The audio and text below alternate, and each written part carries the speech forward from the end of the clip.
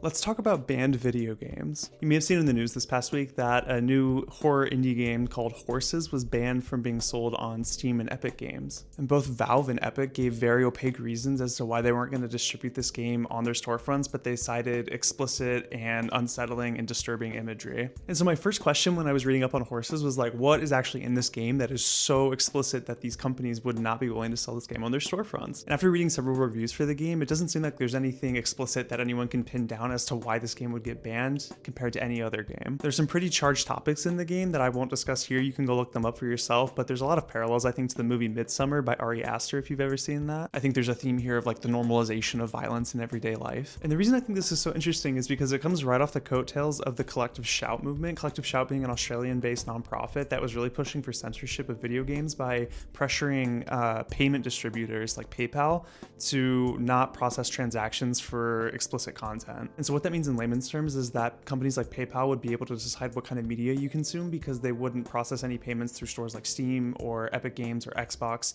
for any games that they didn't feel comfortable processing payments for. And this isn't a recent concept either. This has been happening for a long time in the games industry. Back in 2016, there was a game published on mobile game fronts called Lilo and the Shadows of War, which was developed by a Palestinian developer named Rashid Abouede. The game was initially banned from being sold on Apple storefronts because Apple said that the game was too politically charged to be considered a game. The game is about a Palestinian father trying to get back to his family during the 2014 Gaza war, in which Israeli drones and missiles were indiscriminately targeting defenseless civilians. And so I think the connecting tissue between these three different topics over the last decade is not what content is getting banned necessarily, but what companies or bodies have the power to actually censor the media you consume. Like, what grounds or authority does Valve have to tell you what kind of media you get to consume, whether you're allowed to consume a first-person horror title with sexually explicit content, whereas they continue to publish titles that are like straight-up hentai simulators? What grounds does Apple have to tell you that you can't experience a piece of art made by a Palestinian man about violence that he witnessed against his own people? Why does PayPal, a company that literally exists just to process transactions and to send money from one group to another,